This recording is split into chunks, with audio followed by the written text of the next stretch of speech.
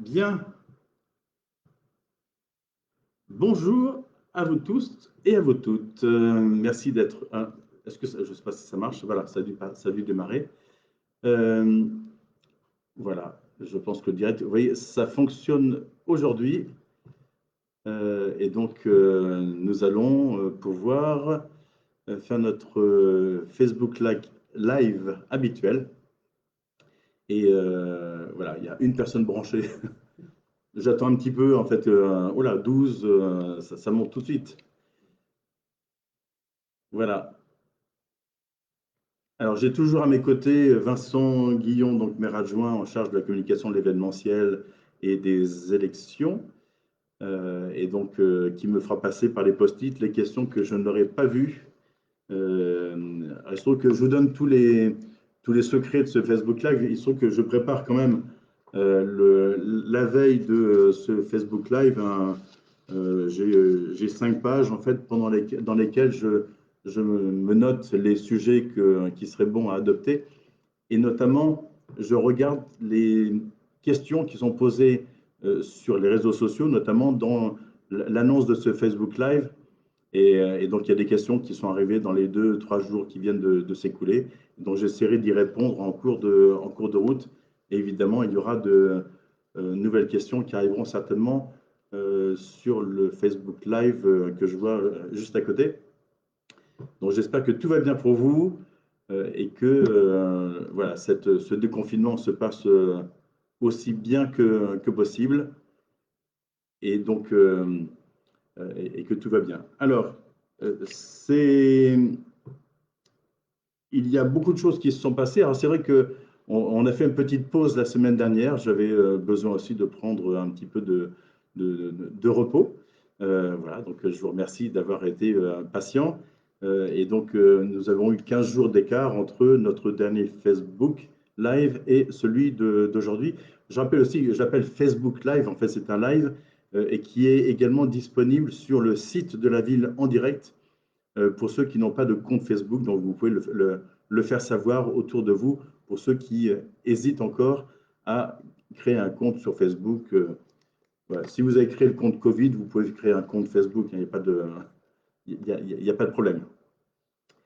Et il se trouve qu'il est possible que nous prévoyons, là maintenant que la période de crise est un peu passée, il est possible que nous prévoyons une fréquence un peu moindre en fait de ce live. Voilà, parce qu'il n'y a pas forcément toujours des choses à dire toutes les semaines ou tous les 15 jours. Donc nous verrons, et nous verrons surtout à quel moment nous pourrons le faire dans la semaine, parce que j'ai aussi pas mal de personnes qui me disent que le samedi matin à 11 heures, c'est aussi une période, un moment où les familles font leurs courses, vont au marché. Je vous invite à aller au marché, bien évidemment. Et puis donc, ce qui fait que ça bloque un peu. Et puis il y a l'heure de l'apéritif. Il y a une personne qui m'a dit que c'était l'heure de l'apéritif. Euh, et que c'était effectivement l'apéritif est important, puisque c'est aussi la convivialité en famille, entre amis, toujours, bien sûr, en respectant les gestes barrières. Voilà, nous avons donc 54 personnes présentes aujourd'hui. Tout fonctionne bien ce coup-ci. La dernière fois, ça a été plus compliqué. Et je vous remercie de vous être décalé sur mon compte Facebook personnel. Et là, donc, c'est à partir du compte de la ville. Je vois une question de Rania Y sur la question des centres de loisirs. J'y répondrai tout à l'heure. Sur la question des centres de loisirs, c'est une vraie question sur laquelle nous travaillons depuis quelque temps et une information sera faite très rapidement. Mais je vous en parlerai un petit peu tout à l'heure. Alors, dans les nouveautés de ces 15 derniers jours, la distribution des masques, évidemment, quasiment plus personne n'en parle maintenant. Il se trouve que ça nous avait beaucoup, beaucoup occupé sur les dernières semaines. Et il se trouve que la distribution a eu lieu donc mercredi, juste avant le week-end de l'Ascension. Et donc tout le monde y allait de son conseil sur la façon de distribuer, la façon d'organiser les choses. L'organisation que nous avons trouvée, je pense, a été très satisfaisante, puisqu'elle se faisait dans les bureaux de vote, à l'extérieur des bureaux de vote, avec des élus, mais aussi beaucoup de bénévoles et du personnel municipal, que je remercie en tout cas de leur présence et de leur aide. y compris des élus et des personnes des groupes minoritaires du conseil municipal. Donc, je voulais aussi les saluer. C'est une journée dans laquelle il y a eu beaucoup de remerciements, et ça, c'est une vraie satisfaction, en l'occurrence, même si nous ne cherchons pas les remerciements. Mais en tout cas, c'était très agréable, une journée ensoleillée, des remerciements, une très bonne ambiance.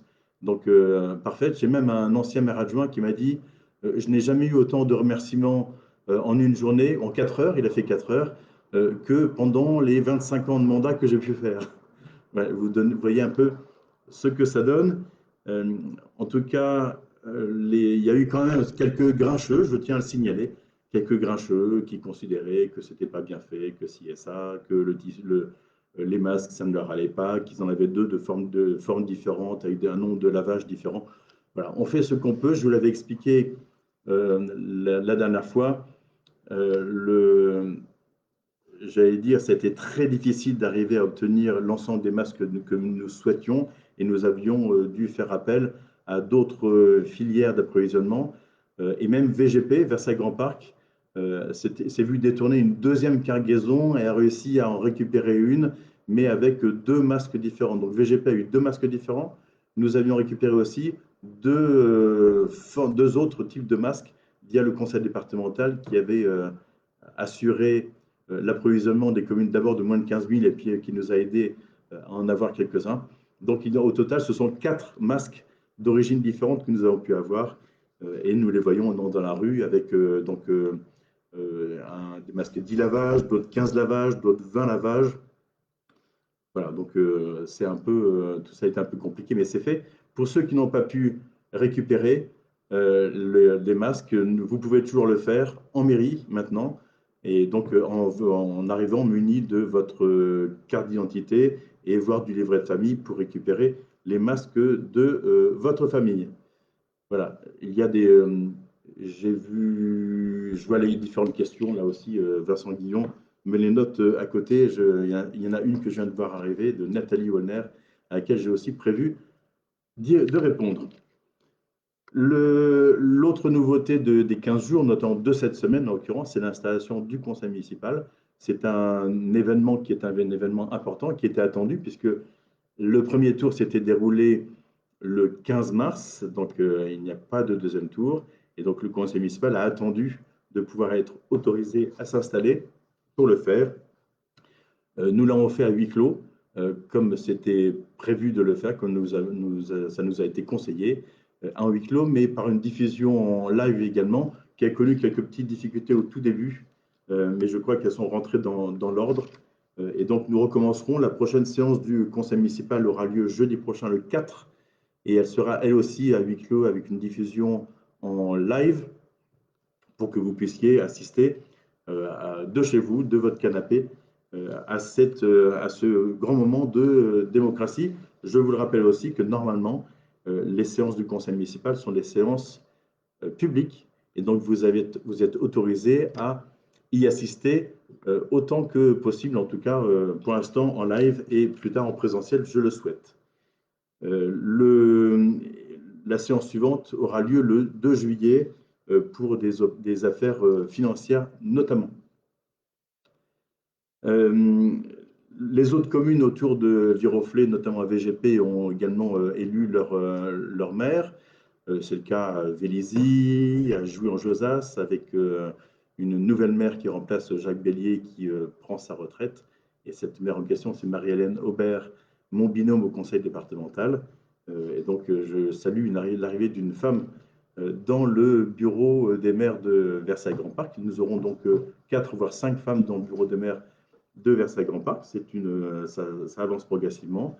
Les communes de Versailles Grand Parc qui n'ont pas encore désigné leur conseil municipal ni leur maire sont les communes de Buc et de Bailly, pour lesquelles il y a encore un deuxième tour à faire. Je le rappelle que ce deuxième tour, pour les communes qui en ont besoin, ce deuxième tour, c'est le 28 juin. Mais surtout, ne venez pas le 28 juin devant votre bureau de vote, ce n'est pas nécessaire. Lors de la distribution des masques, il y a une personne qui est venue en disant « je viens pour voter ». Voilà, c'était plus le moment. Les autres nouveautés aussi, c'est le fait que les cultes religieux ont pu reprendre aussi le week-end dernier sur autorisation du gouvernement. Et là aussi, comme dans toutes les activités qui reprennent avec beaucoup de monde, il y a des protocoles stricts à respecter et notamment de distanciation physique à respecter. Donc tous les cultes possibles à Viroflay, ce sont les cultes de la paroisse catholique et de la communauté protestante. Voilà, le marché, ça n'est plus une nouveauté, il fonctionne. Il y avait encore ce matin beaucoup de monde qui attendait à 8 heures. Les barrières ont été mises en place un peu tardivement, j'en ai l'impression.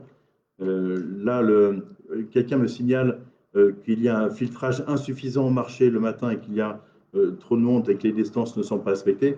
J'allais dire, on est à l'entrée, on a du personnel à l'entrée et à la sortie du marché, avec les barrières qui permettent d'avoir une entrée progressive que sur une seule entrée et une seule sortie.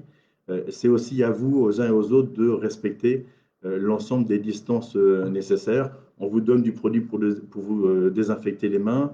On vous demande d'avoir le masque, c'est obligatoire. On ne peut pas être derrière chacun pour vérifier que vous pratiquez bien l'ensemble des gestes barrières. Donc, je vous demande bien évidemment, non pas de faire la police vous-même, mais de respecter les règles par vous-même. Tous les commerçants sont masqués ou avec une visière. Et j'ai même, ce matin, je suis rentré dans le marché, j'avais oublié mon masque dans le panier de mon vélo. Et donc, un commerçant m'a dit eh bien, monsieur le maire, et votre masque? Et donc, je suis allé le rechercher immédiatement. Vous voyez, comme les commerçants sont aussi en mesure de vous demander de respecter les règles qui leur sont demandées à eux également. Donc, on fait ce qu'on peut. Ce n'est pas facile parce qu'il faut quand même garantir le fait que les commerçants du marché vont avoir leurs clients. Et donc, il faut qu'il y ait suffisamment de monde pour leur assurer une recette correcte. Et éventuellement, n'hésitez pas à venir en semaine si vous continuez à faire du télétravail. Tiens, justement, en parlant de télétravail, je voulais, où est-ce qu'il est, voilà. Je voulais aussi lancer un petit sondage en live. Vous voyez, on s'améliore tous les jours. Un petit sondage qui sera un sondage en 2 questions. La première, je vais vous l'envoyer. La première question, c'est au cours de cette semaine, à combien de reprises vous êtes-vous rendu sur votre lieu de travail? Voilà, donc il y a 4 propositions. Je publie le sondage, vous allez le voir arriver sur votre écran. Et il y aura tout à l'heure une deuxième question sur la semaine à venir pour savoir à combien de reprises vous pensez vous déplacer sur votre lieu de travail. Pour l'instant, c'est la semaine passée. Ça permet voilà, d'avoir quelque chose qui ne sera pas forcément, j'allais dire, représentatif parce que ce ne sont que ceux qui auront assisté au Facebook Live, mais ça permet d'en savoir un petit peu plus sur vous, sur une centaine de personnes qui nous suivent. Voilà, le sondage est donc en ligne, vous pouvez y répondre. J'ai parlé des marchés, je parlais un petit peu de commerce, mais nous avons aussi lancé cette semaine une enquête sur qui s'appelle « Imaginez les marchés de demain ». Et nous vous proposons d'y répondre. Et cette enquête est accessible sur le site de la ville. Donc, n'hésitez pas à le faire. J'ai vu sur les réseaux sociaux que certaines personnes faisaient la promotion de cette enquête et qu'elles y avaient déjà répondu. Donc, allez-y, ça nous permettra de mieux comprendre vos besoins, de mieux travailler sur les marchés des mois et des années à venir. C'est un point important. On vous donne l'occasion de vous exprimer. Et donc, n'hésitez surtout pas à le faire. Sur la question des commerces, on va aussi avoir l'arrivée de la fête des mères là, très bientôt, puis la fête des pères. Surtout, n'hésitez pas à abuser de nos commerces. Allez-y, faites des cadeaux, achetez des fleurs, achetez tout ce que vous pouvez pour vos papas et vos mamans. C'est le moment de pouvoir consommer au maximum, voilà, pour les aider et les soutenir. On a eu un petit problème technique en fait sur la page actualité des commerces qui n'apparaissait plus sur le site de la ville. Nous essayons d'y remédier, a été consulté de façon importante. Nous essayons donc d'y remédier aussi vite que possible. Alors, ce sont des nouveautés là, qui sont passées sur les 15 derniers jours. Et nous avons aussi le Premier ministre qui, je crois que c'était jeudi après-midi, a fait un certain nombre d'annonces sur cette deuxième cette deuxième phase de déconfinement. Et les annonces, en fait, je vais les reprendre parce qu'évidemment, certaines touchent Viroflay et les Viroflésiens. Donc, je vais vous dire la façon dont les choses vont pouvoir se passer, en tout cas à Viroflay, pour celles qui dépendent de nous. Donc, l'Île-de-France est passée en couleur orange. Je ne pensais pas que la couleur en fait orange allait revenir, puisque je pensais qu'elle était définitive, que c'était soit rouge, soit vert. Et donc, l'Île-de-France en orange signifie que les parcs et jardins vont pouvoir rouvrir à partir du 2 juin. C'était une demande importante bon, de la ville de Paris, mais aussi de beaucoup d'habitants. Évidemment, donc ça veut dire que nos squares vont pouvoir être rouverts et les jeux certainement également accessibles. Alors je vous demande évidemment d'être très prudent. Alors oui, quand je parle des squares, c'est évidemment le skatepark sera évidemment rouvert. Voilà, je vous demande à tous d'être prudents, de ne pas envahir les squares ou les espaces qui vont être ouverts, parce que dans ce cas-là, on serait obligé peut-être de revenir en arrière. Et n'oubliez pas que les jeux, on n'a personne qui vient les désinfecter lorsque les enfants ont pu y passer. Donc, soyez prudents, désinfectez les mains de vos enfants avant qu'ils y aillent et après qu'ils y soient allés. Voilà, prenez aussi toutes les précautions nécessaires et ne vous regroupez pas par des groupes de plus de 10 personnes. En groupe familial, il n'y a pas de problème particulier, mais soyez très, très attentifs à cela. La plupart des squares sont fermés le soir, mais certains squares en fait, peuvent être fermés, mais pour l'instant, les clôtures, les portillons sont relativement bas. Je parle notamment du square de la rue d'Estienne-d'Orve. Et donc, j'ai même trouvé des personnes en période de confinement qui y étaient rentrées. Donc, nous avons prévu d'étudier la possibilité de rehausser dans les semaines ou les mois à venir. En fait, ça n'est pas aussi simple que ça. Ces différentes clôtures pour les rendre infranchissables au moment où ils sont fermés. Alors, je ne veux pas non plus transformer certains squares en cages dans lesquelles les enfants ne se sentiraient pas bien, les enfants ou les personnes qui les accompagnent. Donc, il faudrait bien trouver le bon équilibre. Je sais que sur le square du côté de la rue des Siennes-d'Orve, il y a souvent des personnes qui se réunissent la nuit. Et donc, n'hésitez pas, hein, si il y a une gêne le soir ou la nuit, n'hésitez pas à appeler le 17. Et donc, ils enverront une patrouille qui pourra venir déloger les personnes qui pourraient perturber le quartier. Ah, vous n'avez pas vu le... Je vois que Julien Pierre nous dit que le sondage ne s'affiche pas. Voilà, moi, je le vois s'afficher, donc Vincent Guillon le voit s'afficher à côté. Donc, je ne sais pas ce qu'il en est. Voilà, en tout cas, il est bien parti. Oui, il y a des personnes, il y a 34, 14, oui, il y a presque 60 personnes qui ont déjà répondu. Voilà pour les parcs. Nous avons aussi donc comment on appelle ça, les parcs forestiers, donc rive droite et rive gauche. Là aussi, nous allons libérer les jeux. Le City Park également sera accessible, même si dans les faits, beaucoup de personnes s'y retrouvaient le soir. J'y suis passé hier soir. Il y avait beaucoup de jeunes qui le fréquentaient. Alors, les gestes barrières étaient un peu limites. Et pour ceux qui le fréquentent, vous avez pu remarquer que nous avons aménagé aussi une plateforme, pour l'instant bétonnée, sur laquelle à côté du City Park, sur laquelle nous allons mettre un revêtement adapté et nous allons y positionner dans les semaines qui viennent des agrès sportifs pour pouvoir faire des tractions, des pompes, pour faire un certain nombre d'exercices, des abdos, des exercices. Et ces agrès c'est la suite du budget participatif. Et donc, ces agrès étaient attendus par beaucoup. Et donc, ils devraient être installés pour l'été.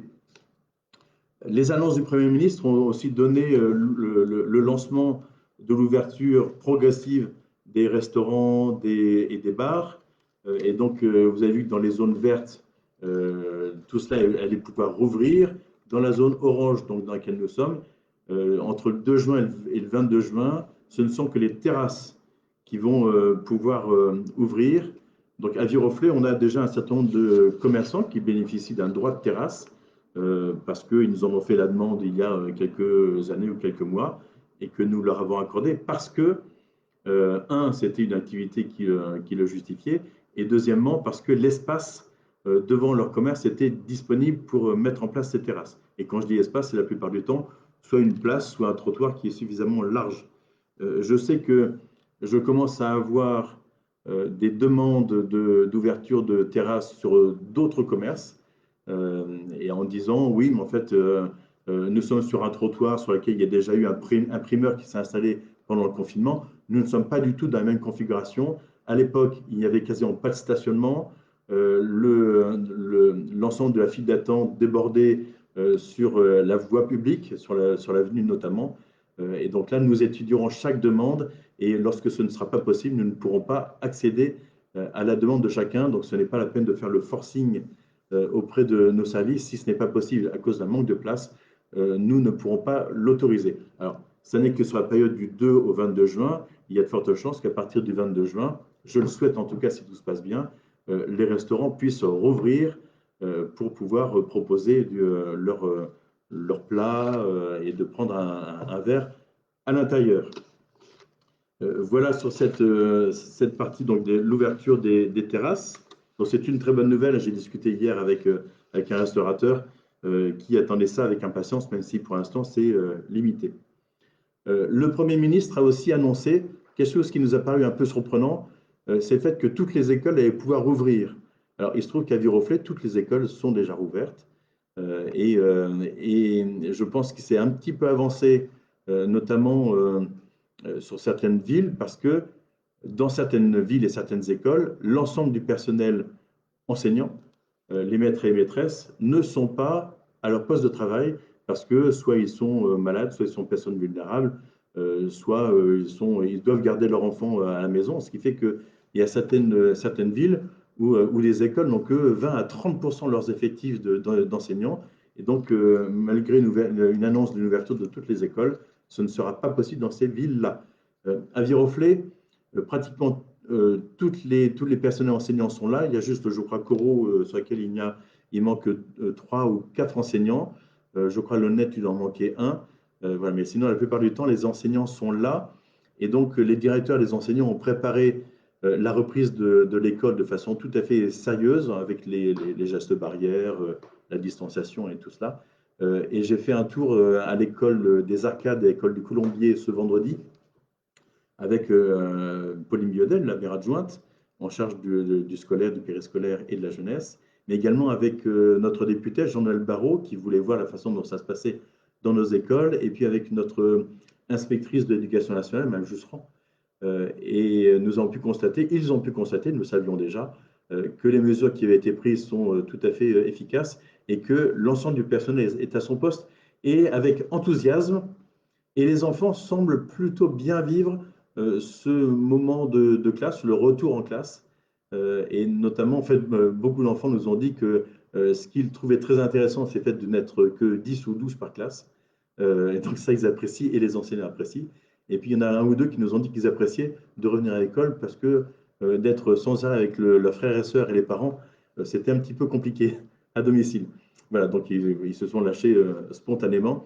Notre député donc, a pu bien voir que tout cela fonctionnait correctement et avec un engagement de beaucoup d'enseignants sur la question de l'enseignement à domicile.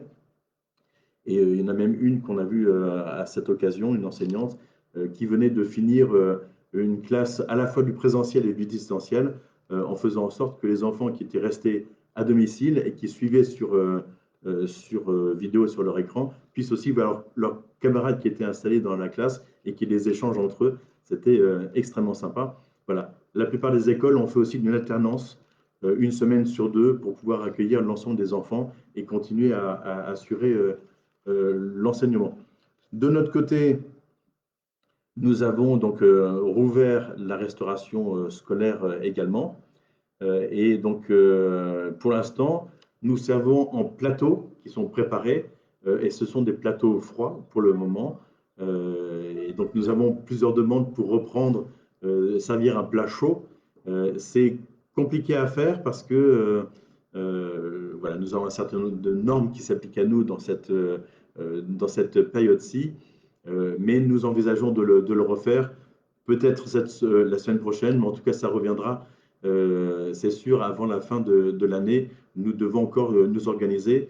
Nous devons aussi conserver le fait d'avoir des ustensiles couverts, plateaux, jetables. C'est une consigne aussi qui nous a été donnée, donc j'en suis désolé, mais voilà, nous reviendrons dès que ce sera possible j'allais dire aux couverts et aux assiettes traditionnelles. Mais pour l'instant, nous n'en venons pas au self, nous restons sur des services à table. Sur toujours la question des écoles, une question qui m'a été posée par Aurélie Query il y a deux jours, sur la question du rythme de la semaine. C'est vrai que depuis la reprise, nous avons instauré une semaine à 4 jours pour faciliter aussi le travail des enseignants. Et vous avez vu que normalement, si c'était 4 jours, il fallait que les journées normales s'achèvent à 16h30.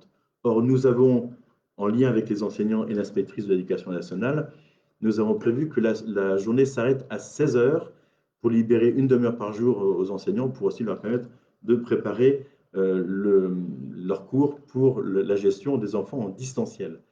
Voilà. Pour l'instant, nous fonctionnons comme ça jusqu'à la fin de l'année. Sur la rentrée scolaire, nous essayons de nous organiser comme si la rentrée était une rentrée normale. Voilà, c'est le scénario de base d'une reprise normale. Si jamais on nous annonce que la rentrée se fait sur un rythme différent, nous adapterons le rythme en question et les modalités d'accueil. Et il est clair que de toute façon, ce sujet des 4 jours, des 4 jours et demi, sera un sujet qui sera abordé de façon très étroite à partir du début de la rentrée scolaire pour éventuellement se dire si nous prolongeons ce système sur l'année scolaire 2021-2022 à l'occasion d'un nouveau plan éducatif territorial ou si nous repassons à une semaine de 4 jours. Voilà, ce sera une concertation qui se fera avec l'ensemble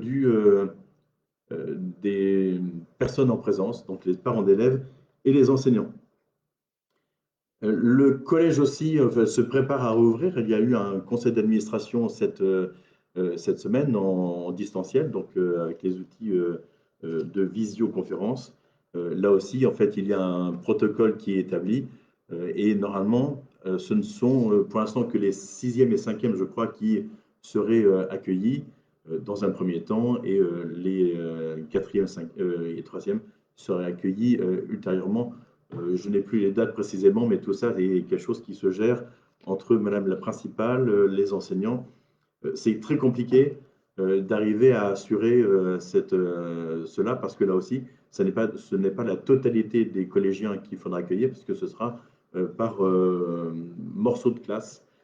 Et donc tout cela est complexe à préparer. Vous devez bien vous en douter. Et donc là aussi sur les autres éléments, il y a au niveau du sport, en fait pour l'instant les gymnases sont toujours fermés, hein, vous l'avez bien compris, c'est minimum jusqu'au 22 juin. Et donc voilà, il n'y a pas grand chose d'autre à dire sur le sport. Si vous avez des questions plus précises en fait sur l'organisation du sport et des sections sportives à Viroflay, adressez-vous à l'USMV, qui est une association autonome.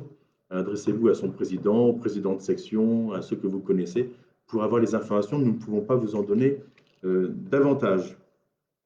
Et puis, dernière chose qui en intéresse un certain nombre d'entre vous, c'est le fait que le Premier ministre a annoncé la fin de l'interdiction de se déplacer à plus de 100 km.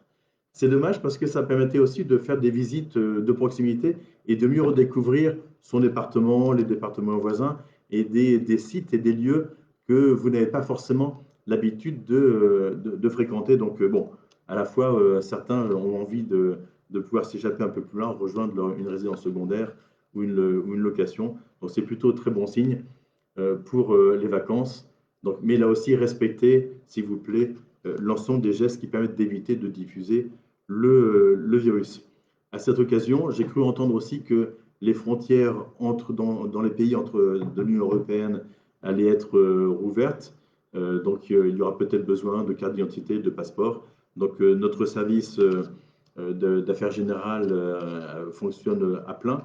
Et donc, je peux vous dire qu'entre le 5 et le 25 mai, c'est-à-dire un peu d'un période de confinement et un peu d'un période de déconfinement, nous avons enregistré en moyenne une quinzaine de demandes de passeport ou de carte d'identité par jour. Donc, en fait, ça veut dire que l'activité a repris de façon importante et les rendez-vous sont à prendre comme avant sur le site de la ville par rendez-vous 360. Voilà. Pour les différentes nouveautés, ce qui était impliqué par les annonces du Premier ministre. Et justement, en parlant des vacances, je viens de les évoquer, je dois aussi évoquer la question des centres de loisirs. Ce sont des questions qui reviennent de façon assez récurrente ces derniers temps. Donc les centres de loisirs nous préparons leur ouverture pour l'été, donc pour le mois de juillet et le mois d'août. Et donc une communication, donc j'ai un début d'avis qui est préparé dans ce lequel on doit encore mettre en forme, mais qui sera diffusé à partir, je crois, soit à la fin de la semaine prochaine, soit le début de la semaine d'après, je ne sais plus exactement, mais en tout cas, ce sera bien ouvert. Nous limiterons, toutes les structures seront ouvertes, mais nous limiterons à 50 enfants par structure l'accueil des enfants. Normalement, vu les statistiques des années précédentes, nous devrions pouvoir accueillir le nombre d'enfants nécessaires pour répondre aux besoins que nous avions en tout cas sur les années passées. J'espère que le besoin ne sera pas plus important parce que là aussi, en fait, si nous accueillons plus d'enfants, nous ne pourrons pas assurer les gestes barrières de façon suffisante. Évidemment, nous organiserons des activités certainement différentes des années passées. Je ne sais pas si les sorties seront possibles. À mon avis, ce sera très difficile. La question des transports en commun, la question d'autres sites à fréquenter va être un peu délicate. Et donc, nous accueillerons donc du lundi 6 juillet jusque le lundi 31 août 2020. Les inscriptions seront ouvertes à partir, je regarde ma fiche en même temps parce que je n'ai pas toutes les dates en tête. Les inscriptions seront ouvertes à partir sur le portail famille à partir de vendredi 5 juin, donc la fin de la semaine à venir. Et donc la date limite d'inscription est fixée au 21 juin. S'il vous plaît, respectez bien et faites respecter cette date du 21 juin. Néanmoins, peut-être que certains parents en fait, ont encore des difficultés à organiser leurs vacances. Néanmoins, nous accepterons des modifications, principalement des annulations jusqu'au 15 juillet suivant, c'est-à-dire que vous aurez encore 2 ou 3 semaines pour pouvoir ajuster en annulant peut-être une réservation que vous avez pu faire. Et par contre, ce ne seront que des inscriptions à la journée et non pas à la demi-journée. Vous comprenez bien qu'on ne peut pas non plus trop brasser les enfants sur une même journée. Donc nous maintenons la question de la limitation du brassage. Et l'accueil de la journée de vacances sera facturé au prix habituel. Il n'y aura pas de changement particulier. Voilà pour le mois de juillet. Le mois d'août, ce sera à peu près la même chose. Nous aurons aussi peut-être des inscriptions un petit peu plus tardives possibles. Voilà, tout cela vous sera communiqué très prochainement. Nous avons aussi le service jeunesse Arcado pour les jeunes collégiens qui, lui, sera également ouvert avec une capacité d'accueil de 20 jeunes. Et là, donc, du 6 juillet au 31 juillet, et il y aura certainement, comme les années précédentes, une coupure de 15 jours début août où nous n'avons généralement pas d'enfants, pas de collégiens qui ont besoin d'être accueillis à Arcado sur cette période-là. Si jamais les habitudes ont changé pour cette année, n'hésitez surtout pas à nous le faire savoir et nous essaierons de voir en fonction de la disponibilité des animateurs s'il est possible d'en accueillir, mais pour l'instant c'est sous toute réserve, bien évidemment. Et j'évoque un petit peu aussi la rentrée donc, de septembre. Donc les inscriptions sont à faire là aussi, on fait des inscriptions pour l'école, sont à faire assez rapidement. Les inscriptions aussi pour la rentrée et le périscolaire, les centres de loisirs. Donc là aussi, ce sera ouvert à partir de 5 juillet prochain et jusqu'au dimanche 19 juillet. 2020 pour qu'on puisse préparer sereinement la rentrée. Nous essaierons de la préparer comme une rentrée normale et nous verrons bien si des consignes nous sont données de façon à peut-être réduire le nombre d'enfants à accueillir. Je ne sais pas encore. Voilà sur les quelques informations que je pouvais vous donner. Donc, toutes les infos vous seront données soit par le portail famille, soit sur les réseaux sociaux. Et donc, tout devrait être assez précis.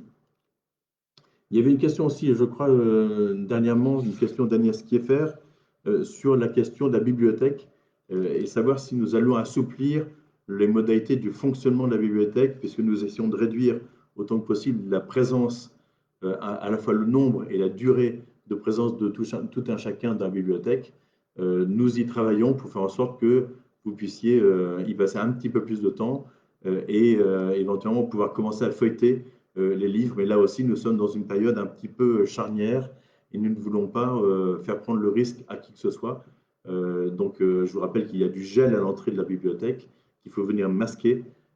Et donc, pour essayer de respecter, de ne pas diffuser le virus sur les livres, sinon les livres et les différents ouvrages. Donc, nous y réfléchissons et vous aurez certainement, dans la semaine qui vient, des nouvelles.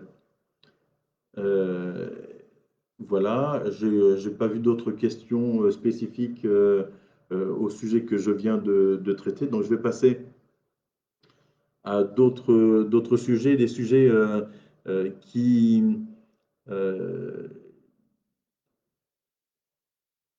sont, j'allais dire, un peu complexes, dans le sens où le confinement a complètement calmé la vie de la ville et avec une ambiance tout à fait particulière. Quand j'ai une ambiance, très peu de bruit, peu de voitures qui circulaient, les chantiers se sont arrêtés, pour la plupart en tout cas. Et donc, voilà, maintenant l'activité reprend et évidemment, tous les chantiers qui se déroulaient sur Viroflay jusqu'à présent, en fait, redémarrent leur activité avec bien évidemment leur lot de nuisances, de camionnettes, et d'emprises en fait diverses et variées dans la ville. Donc, et j'en suis navré, mais c'est aussi ainsi la vie d'une ville. Le chantier en fait qui crée le plus de nuisances, je vais l'évoquer, c'est le chantier d'accessibilité de la gare rive gauche, puisque des travaux étaient programmés et sont toujours programmés la nuit, voire certains week-ends, puisqu'il s'agit de mettre en conformité l'ensemble des quais de la gare rive gauche pour qu'ils soient accessibles aux personnes à mobilité réduite. Et aussi d'y installer des ascenseurs. Un quai est quasiment fait en totalité avec des bandes podotactiles sur chacun des bords. Et les travaux qui sont en cours sont des travaux sur la préparation de l'installation des ascenseurs. Et donc là, ce sont des micropieux qui sont installés donc à la base des ascenseurs, à la base future des ascenseurs. Et donc ces micropieux sont faits de nuit. Et donc évidemment, ils sont bruyants. Et donc là, il est difficile de faire ces travaux en journée parce que ça nécessite d'interrompre la circulation des trains, le passage des voyageurs sur les quais. Donc, il n'y a pas de possibilité de faire autrement. Et il y a encore quelques week-ends qui vont être concernés par ces différents travaux. Et je sais que lorsque les nuits sont un peu chaudes, c'est difficile de dormir la fenêtre ouverte avec ces travaux, même difficile de dormir la fenêtre fermée. J'en suis tout à fait navré. Je vais voir régulièrement le chantier pour leur demander de limiter au strict nécessaire les bruits de ce chantier. Il y a un autre chantier qui est en cours, en fait, qui est un chantier attendu par tous, qui est le chantier du centre aquatique. Donc, vous voyez derrière moi toujours les images. Je vais peut-être vous montrer, d'ailleurs, je bouge un peu. Je vais vous rapprocher, peut-être, pour vous donner un peu plus envie. Vous voyez, ça, c'est l'image de la future terrasse. Vous voyez, c'est quelque chose de plutôt sympathique. Et là, c'est à l'intérieur de la piscine. Là, ça vous donne un peu. Voilà, il fait chaud, on a tous envie de se baigner. On pourra le faire l'année prochaine avec un décalage de 2 mois et demi, le décalage lié au confinement. Et donc, nous avons vu le chantier qui progresse. On commence à voir émerger des poteaux, des cloisons, des murs par-ci par-là. Donc, le chantier doit prendre des mesures et nous avons validé le fait que les mesures qui étaient prises par l'entreprise étaient tout à fait satisfaisantes pour le bien de ses propres salariés. Enfin, nous n'avions pas validé, mais en tout cas, nous avons vu qu'ils avaient fait ce travail. D'autres chantiers sont en cours, notamment des chantiers de voirie dans le quartier de la Marquette. Et donc, ces chantiers ont repris. Les ouvriers essayent d'être attentifs au confort des uns et des autres. Et parfois, la circulation est interdite dans les rues. Mais s'il y a une urgence, évidemment, les ouvriers ont pour consigne de pouvoir être conciliants et de pouvoir laisser passer une voiture, une ambulance ou quelqu'un qui aurait un besoin tout à fait spécifique et qui n'était pas prévisible. Sur un autre chantier qui se déroule le long de l'avenue, c'est le chantier lié aux collecteurs. En fait, il y a des renforcements et des réparations sur les différents collecteurs des égouts de l'avenue. Et vous voyez qu'il y a des emprises de chantier tout le long de l'avenue, certaines en fait qui débordent, qui sont sur les trottoirs la plupart du temps, et certaines débordent aussi sur la chaussée, voire sur la piste cyclable. Je vous parlerai tout à l'heure de la piste cyclable et des pistes cyclables. Il y a aussi beaucoup de questions sur la question des chantiers. Les chantiers de construction de logements ont également repris. Et il y a un chantier qui se déroule du côté des tennis, en fait, au niveau du véritable, puisque le restaurateur a fermé le restaurant, avait un projet de réouverture qui, pour l'instant, est largement compromis compte tenu de l'actualité. Et notamment, en fait, donc il a vendu à un promoteur qui va construire du logement, dont du logement social, donc à cet endroit-là. Et l'aspect de la chaumière, la partie devant avec les colombages et la partie qui est devant, va être conservée. Seuls les murs d'enceinte ont été, l'arrière et sur les côtés ont été démolis. Et en fait, cette partie-là va être conservée, elle va être intégrée dans les deux bâtiments qui vont être construits de part et d'autre pour garder l'image qui existait de la chaumière il y a quelques années. C'est aussi pour ça que ces façades sont conservées. Et par contre, en fait, il y a l'autre chantier aussi à côté qui doit démarrer. Ce sont aussi des logements. Et là, le constructeur a négocié avec l'ONF la possibilité d'avoir une emprise qui aille jusqu'au chemin qui se trouve derrière, donc qui permet d'accéder à la forêt. Et donc, c'est pour ça que vous avez vu apparaître en cours de semaine des poteaux, des trous d'abord, puis après des poteaux, et maintenant une palissade qui bloque le chemin. Donc, nous avons eu connaissance de cette discussion entre l'ONF et le constructeur.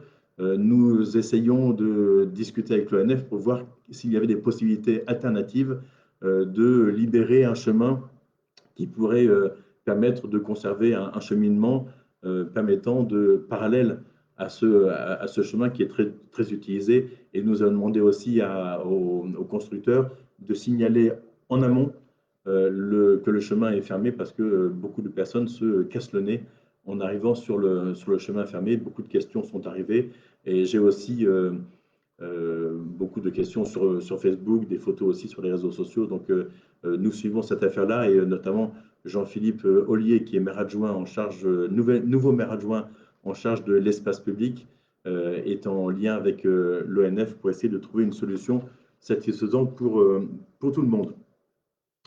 Tout à l'heure, je vous ai parlé de pistes cyclables. Ça a été un sujet aussi un peu avant le déconfinement, mais également après le déconfinement. Vous avez pu remarquer que Versailles a réalisé une très belle piste cyclable sur l'avenue de Paris. Quand je dis très belle, elle est très belle à partir des octrois. Entre la place Louis XIV et les octrois, la piste cyclable a été matérialisée sur le trottoir et le trottoir, en fait, est beaucoup moins lisse que la chaussée. Et il y a encore des piétons qui marchent sur le trottoir, ce qui est logique. Il y a encore aussi les passages de ruelles et avec le trottoir qui ne sont pas forcément abaissés pour les passages. Donc, c'est encore de l'artisanat, j'allais dire. C'est encore très provisoire. Le reste est pratiquement définitif, je pense. Ces pistes cyclables à Versailles sont très belles. À la fois, le maire de Versailles n'a pas trop de difficultés parce que l'avenue de Paris est une avenue très large et j'ai même pu prendre mon vélo moi-même pour me rendre au conseil départemental vendredi. Et donc, j'ai beaucoup apprécié, surtout avec ce temps-là. Mais le maire de Versailles, que j'ai aussi, avec lequel j'ai discuté de ces questions de piste cyclable, rencontre des difficultés avec la mise en place d'une autre piste cyclable dans le prolongement de la rue de l'École des Postes, dans l'avenue qu'on appelle le boulevard de la République. Et donc, il souhaite pouvoir faire une piste cyclable, et ce qui est logique, parce que c'est une piste cyclable, c'est une rue entrante, une voie entrante dans Versailles qui permet d'aller vers Auch notamment, et vers le marché. Et donc, il rencontre des vraies difficultés parce qu'il doit supprimer beaucoup de places de stationnement et évidemment, les riverains ne sont pas tout à fait d'accord. J'ai vu des pétitions qui se signaient localement pour demander au maire de renoncer à l'installation de ces pistes cyclables. Comme quoi, vous voyez, c'est compliqué j'allais dire, de concilier les intérêts généraux, l'intérêt général et les intérêts particuliers. Nous aurons aussi le même type de difficultés à Viroflay. J'en profite pour lancer le deuxième sondage. Ben, je vais vous donner la réponse au premier sondage. En fait, j'ai eu. Ah ben, je vais afficher les résultats. Tac. Voilà les résultats. Je pense que vous devez les avoir. Peut-être pas encore. J'ai affiché. Alors, je ne sais pas comme c'est la première fois. Je vais vous donner en tout cas le résultat. 59% d'entre vous ne sont pas du tout retournés à leur travail. 59%, 9% une fois, 6% deux fois et 26% trois fois et plus. Donc voilà, ça s'affiche sous vos yeux ébahis. Voilà, c'est beau la technique. Donc je vais lancer, donc une fois qu'on a le résultat, je lance le deuxième sondage pour la semaine à venir pour voir si les choses vont évoluer. Voilà, je lance ce deuxième sondage pour la semaine à venir et puis nous verrons les fois suivantes. Qu'est-ce que je vois? Je vois que... non, c'est bon.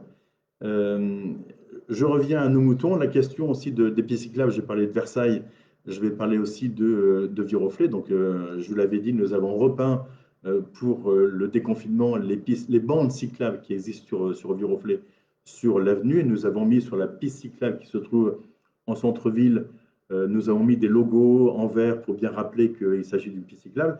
C'est davantage visible qu'avant. Et donc, alors des personnes me disent, mais la bande cyclable, c'est pas bien, la piste cyclable sur le trottoir, ce n'est pas bien. Donc, pour l'instant, ce que je constate, c'est que nous avons encore assez peu de vélos qui empruntent cette bande ou cette piste cyclable dans Viroflay, et que néanmoins, nous voyons quand même qu'il y a beaucoup de voitures qui ont repris leur trafic, en quelque sorte. Et donc, il y a beaucoup plus de voitures, même si encore beaucoup de salariés on continue le télétravail. Donc, pour l'instant, on n'a pas encore vu, pardon, nous n'avons pas encore vu le transfert, en tout cas, des déplacements de la voiture individuelle ou du transport en commun vers le vélo. Donc, peut-être que ça se verra. C'est une situation qui est encore gérable sur Viroflay. Vous avez pu remarquer que les aménagements provisoires qui avaient pu être envisagés sur Chaville et Sèvres ne sont pas encore arrivés.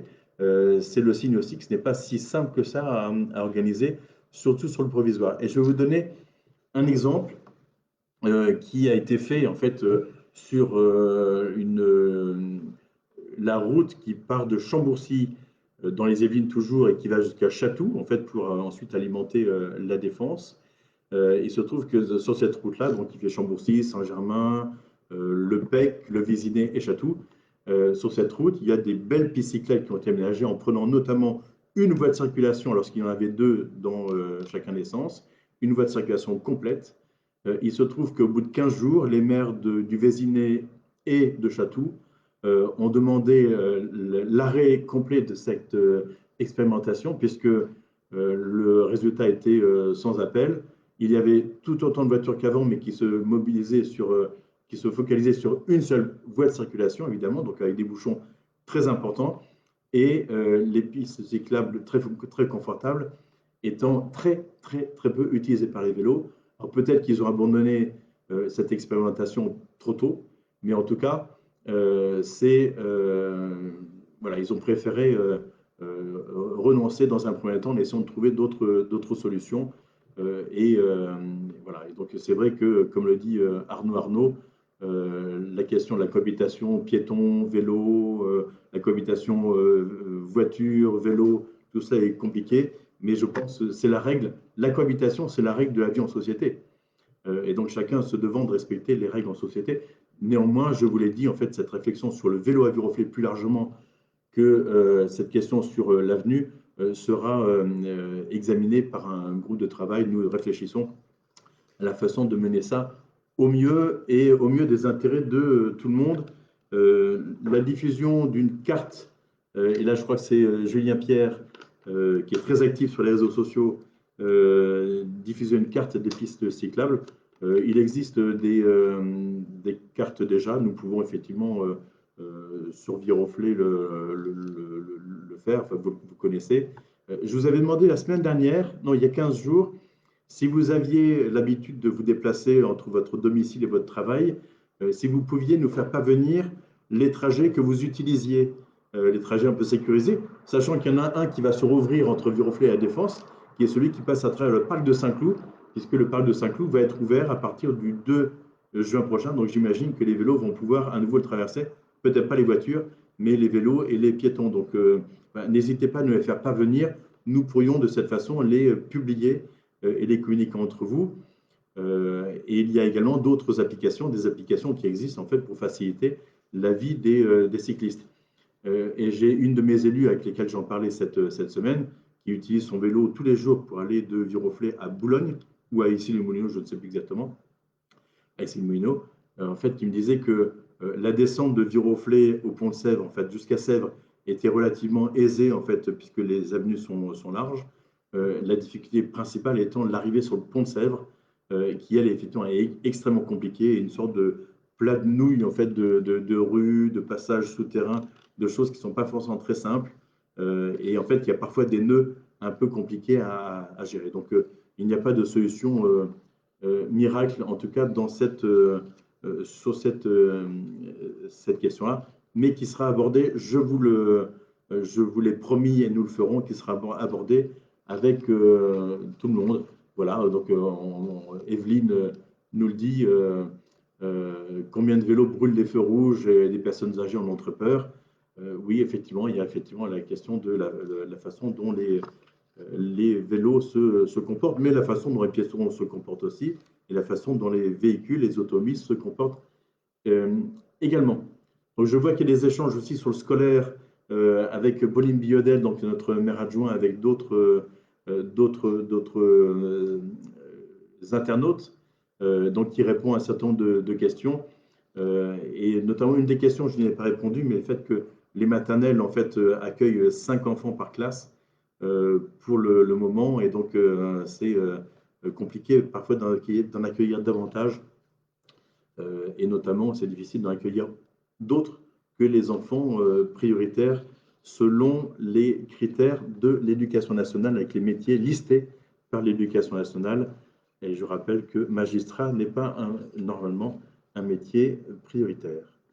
Je reviens à la question de la circulation, parce que c'est maintenant que la question du confinement est un peu passée et que l'activité reprend, les sujets reviennent et les questions donc reviennent également, notamment sur la vitesse, la circulation et sur le stationnement. Je vous l'avais annoncé lors de notre dernier Facebook Live, nous reprenons le contrôle du stationnement à Viroflay, du stationnement payant à Viroflay, et dans un premier temps dans les quartiers commerçants. J'ai croisé tout à l'heure une personne qui était allée se garer la semaine dernière sur le quartier Verdun et qui n'a pas mis l'euro 50 nécessaire ou l'euro 10 nécessaire pour faire ses courses. Et donc, elle a été verbalisée d'un forfait post-stationnement je crois que c'est 20 € à Viroflay. Et donc, elle le regrettait. Mais comme je vous le disais la dernière fois, comme les voitures sont revenues, les places de parking sont maintenant toutes prises en journée. Et si nous voulons pouvoir faire profiter nos commerçants de clients, nous devons maintenir un nombre de places de stationnement suffisant et une rotation du stationnement. Donc, je suis désolé pour ceux qui ont pu être verbalisés, mais néanmoins, la règle, c'est la rotation. Si nous n'avons pas de rotation dans les quartiers commerçants, les commerçants n'auront pas de clients et nous ne pourrons pas transformer nos quartiers en quartiers uniquement piétons. Ça n'est pas possible, sauf si les commerçants nous le demandent. Mais ça, j'ai un vrai doute sur cette demande. Donc, j'en suis navré. Je vous rappelle aussi que durant toute la période de confinement, le stationnement alterné a été neutralisé sur les côtés pairs des rues concernées. Donc, ce stationnement alterné reprend ses droits à partir de ce lundi 1er juin. Donc, ça veut dire que dès dimanche soir, à partir de 21h, vous pouvez changer votre voiture de côté. Et lundi, toutes les voitures auront dû changer de côté. Je vous rappelle que nous avons lundi matin la collecte des déchets végétaux. Donc, si le camion ne peut pas passer parce qu'il y a des voitures un peu partout, ça va être difficile pour eux. Donc, prenez bien le temps de changer votre voiture de côté et signalez aussi à vos voisins que le stationnement alterné a repris ses droits dans les rues concernées, bien évidemment. Et si vous trouvez que le stationnement alterné n'est pas une bonne solution et que toute la rue considérait que le stationnement qui avait été mis en place durant la période de confinement était bien du bon côté, du côté pair, eh bien, vous pouvez me le dire avec l'assurance que toutes les personnes de la rue sont bien d'accord pour que nous puissions réétudier la possibilité de figer le stationnement d'un côté. Mais je pense que si vous vous aventurez à demander à vos voisins, peut-être que tous ne seront pas d'accord, mais faites ce jeu de la démocratie participative. C'est un exercice tout à fait intéressant que nous ferons évidemment sur d'autres sujets.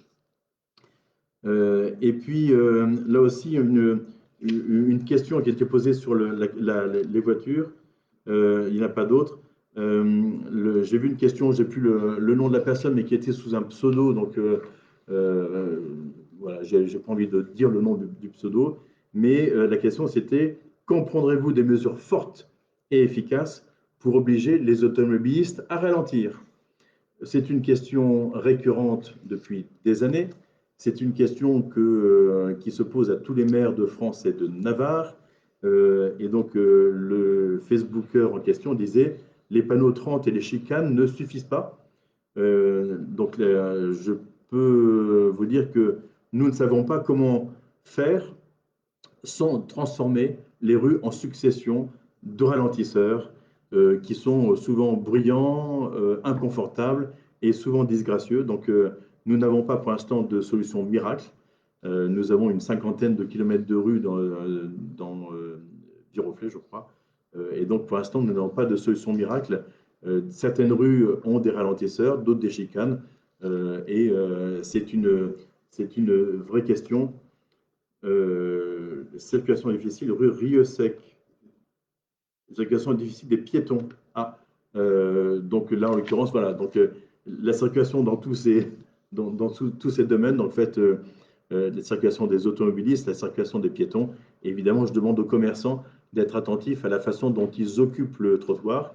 Ils ne peuvent pas l'occuper sans autorisation de la mairie déjà. Et soyez attentifs à la façon dont le passage est laissé aux piétons devant vos commerces. Là aussi, la période de déconfinement nécessite de pouvoir laisser des espaces suffisants entre vos clients, les piétons. Donc tout ça doit cohabiter de façon satisfaisante. En tout cas, si vous avez des idées sur la façon de réduire la vitesse des voitures, et si vous considérez que les panneaux 30 ne suffisent pas, que les ralentisseurs ne suffisent pas, que les chicanes ne suffisent pas, si vous avez des bonnes idées, et qui soient des idées partagées par le plus grand nombre, n'hésitez pas à nous en faire part. Ce n'est pas un sujet que je traite à la légère, mais on ne peut pas mettre des ralentisseurs partout, vous avez bien compris pourquoi. Et dans des questions diverses, alors, est-ce qu'il y a des tests sérologiques en pharmacie? C'est ça qui serait en vente en pharmacie? Alors non. Par contre, les laboratoires, en fait, proposent ces tests sérologiques. Et donc, de même que les tests pour savoir si vous êtes malade, et les tests sérologiques, c'est pour savoir si vous avez été malade et si vous avez une forme d'immunité. Donc, le laboratoire en propose. Je sais que je suis en train de travailler avec la région pour bénéficier de quelques dizaines de tests sérologiques qui seraient à destination du personnel soignant des médecins du reflet, des infirmiers, des infirmières. Et donc, voilà, nous essayons de voir cela. Ça se ferait certainement en collaboration avec la ville de Chaville, qui a un centre qu'ils appellent un centre Covid, qu'ils avaient mis en place avec des médecins durant la période de confinement. Et donc, ces tests, une fois que nous les aurons récupérés, seront certainement disponibles, mais uniquement pour le personnel soignant qui recevra un courrier co-signé par Valérie Pécresse et par moi-même pour aller dans ce centre. Mais pour l'instant, ce n'est pas encore organisé, donc je mets ça sur toute réserve que ça puisse le faire. Le maire de Chaville a aussi beaucoup de choses à faire, y compris traiter un deuxième tour pour les élections. Je vous souhaite le bon courage et bonne chance. Je souhaite vraiment qu'il puisse être à nouveau le maire de Chaville, puisque nous travaillons très bien ensemble. Et puis, il y a une autre question qui a été posée apparemment, puisque nous avons abordé les questions des vélos. Revenons aux voies romaines. C'est quoi cette réponse de Sylvain Petit? Il faudra que je regarde après les commentaires, parce que c'est tout à fait intéressant. Une question qui est: à quand une piste cyclable le long de Bon Repos? Évidemment, nous avons prévu d'en avoir une lorsque nous ferons le réaménagement complet de la place de la Fête, lorsque les nouvelles constructions auront pu être réalisées. Et vous avez pu remarquer que dans la montée de l'avenue de Versailles, donc le long de Bon Repos, nous avons, il y a déjà quelques mois, nous avons refait le revêtement du trottoir qui est beaucoup plus lisse et qui est donc de cette façon empruntable, en faisant attention évidemment aux piétons qui pourraient se trouver, et qui est empruntable par les vélos pour se mettre de côté par rapport aux voitures dans cette montée où évidemment les vélos vont beaucoup moins vite. Même les vélos électriques vont beaucoup moins vite que les voitures. Dans la descente, c'est autre chose parce que les vélos prennent de la vitesse et les voitures peuvent attendre derrière le vélo dans cette descente.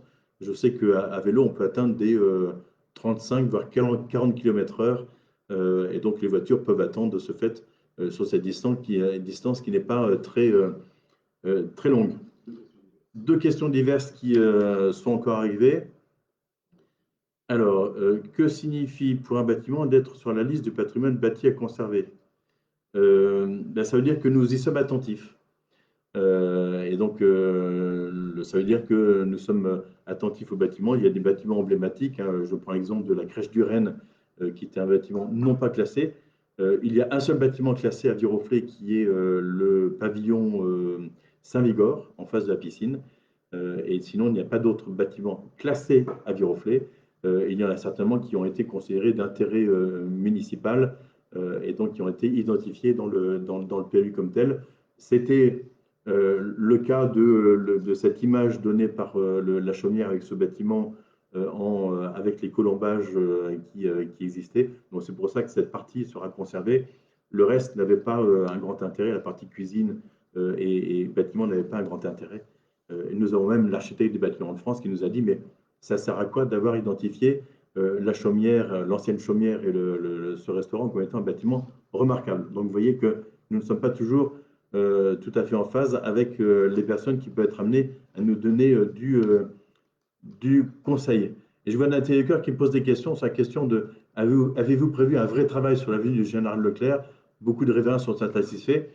L'avenue va se faire progressivement, mais vous savez, c'est une question d'argent principalement, et donc il est difficile d'attaquer tous les chantiers ensemble, puisque refaire l'avenue dans une nouvelle configuration nécessite, de mettre le stationnement en longitudinal et non plus en perpendiculaire, donc on perd des places de stationnement, et puis nécessite de revoir totalement le profil de l'avenue et les matériaux, et c'est un coût horriblement élevé.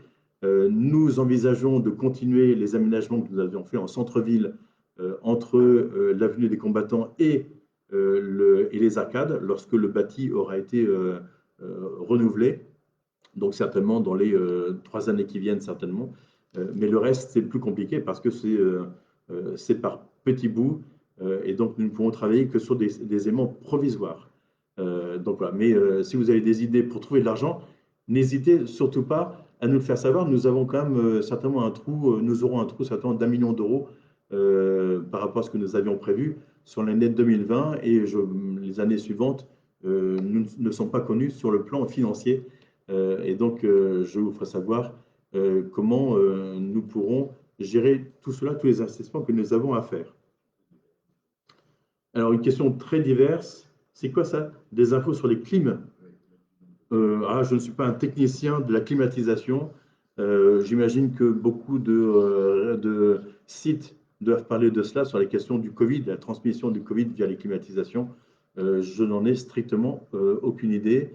Nous n'avons pas à Viroflay de bâtiments climatisés à proprement parler. Donc, en fait, cette question n'est pas une question qui est venue euh, jusqu'à moi.